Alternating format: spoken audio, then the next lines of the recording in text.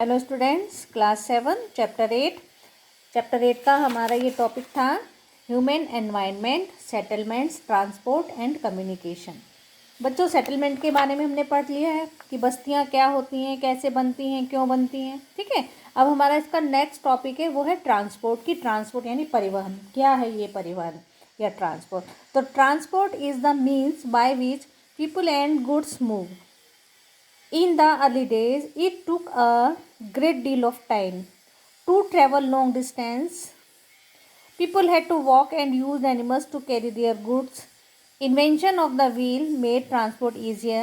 With the passage of time, different means of transport developed, but even today people use animals for transport.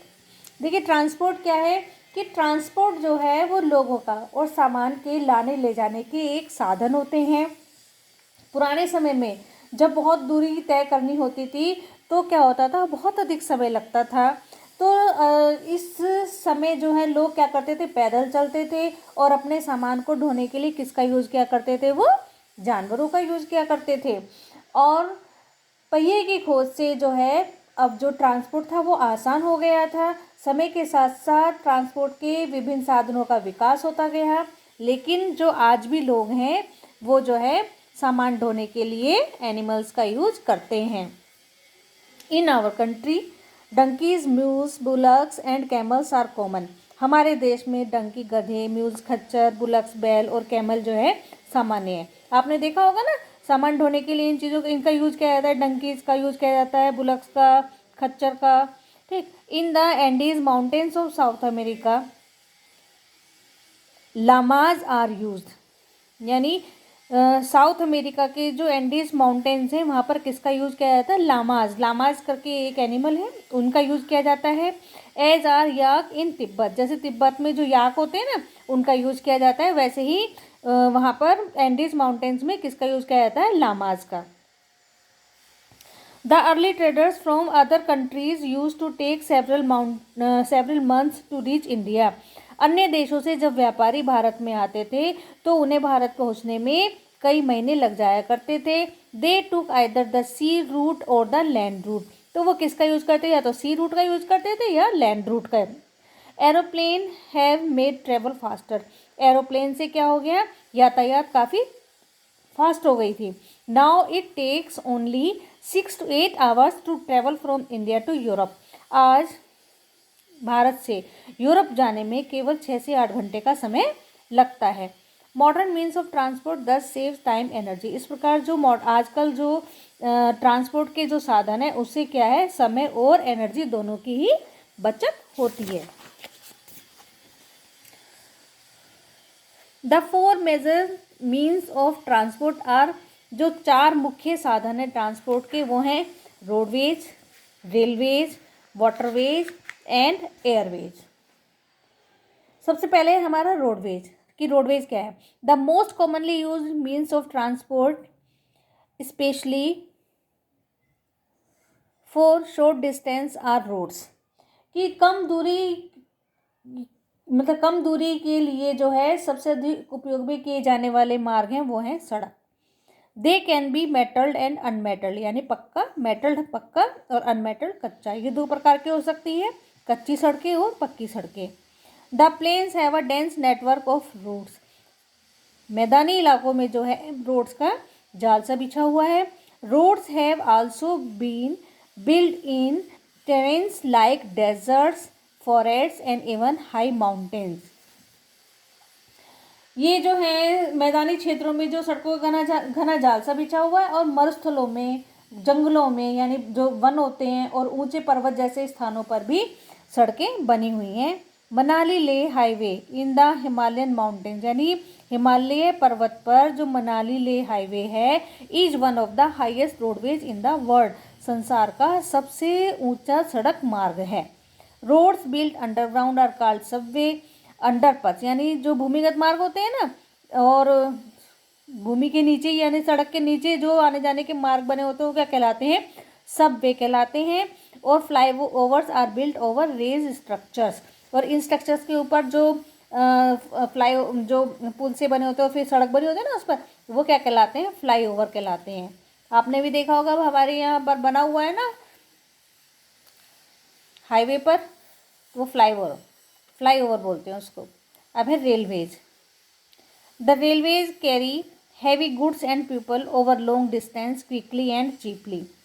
Railway जो है, rail मार्ग जो है, वो उनसे कम खर्च में लोगों का, और मतलब काफ़ी, एक तो समय कम और काफ़ी तेज़ी से दूरी तय की जाती है। इससे जो इनके द्वारा लोगों को और सामानों को एक स्थान से दूसरे स्थान पर काफ़ी आसानी से पहुंच जाते हैं, एक स्थान से दूसरे स्थान पर। The invention of the steam engine and the industrial revolution helped in speedy development of rail transport. कि वाष्प के इंजन की, स्टीम की जो इंजन थे ना, उसकी खोज से और इंडस्ट्रियल रेवोल्यूशन की सहायता से रेल ट्रांसपोर्ट है उसमें तीव्र विकास हुआ है। Diesel and electric engines have largely replace the steam engine. जो डीजल है और इलेक्ट्रिक इंजन है, उन्होंने किसका स्थान ले लिया है? स्टीम इंजन का। In places super fast trains have been introduce to make the journey faster. अब जो है सुपर फास्ट ट्रेन बन चुकी हैं और सुपर फास्ट ट्रेनों की सहायता से जर्नी जो है काफ़ी आसान हो गई है और काफ़ी लंबी दूरियों को बहुत आसानी से बहुत और कम समय में तय किया जा सकता है। The railway network is well developed over the plain areas. मैदानी इलाकों में जो है रेलवे का बहुत भली भांति, रेल मार्ग का जो बहुत भली भांति नेटवर्क में जाल सा बिछा हुआ है।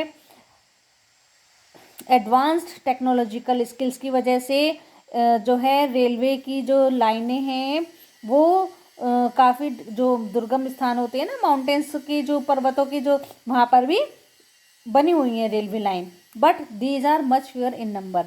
लेकिन अब ये कुछ कम संख्या भी, मतलब काफ़ी कम संख्या में है। Indian railway network is well developed. Indian railway network जो है काफ़ी विकसित हो चुका है। It is the largest in Asia. ये एशिया में सबसे बड़ा है। नेक्स्ट है अब हमारा वाटरवेज। वाटरवेज में देखिए कि you have already learn that since early days waterways were used for transportation.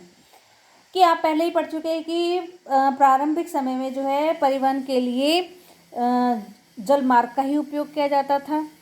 Waterways are the cheapest for carrying heavy and bulky goods for long distance. यानी काफ़ी लंबी दूरी तय करने के लिए जो भारी भारी सामान भेजे जाते थे, तो जो जलमार्ग थे वो सबसे सस्ता साधन था।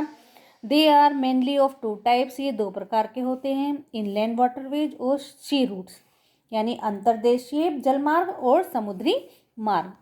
Navigable rivers and lakes are used as inland waterways. Some of the important inland waterways हैं गंगा ब्रह्मपुत्र रिवर सिस्टम है, the great lakes in North America, North America में ग्रेट लेक्स हैं, and the river Nile in Africa, और Africa में है Nile नदी।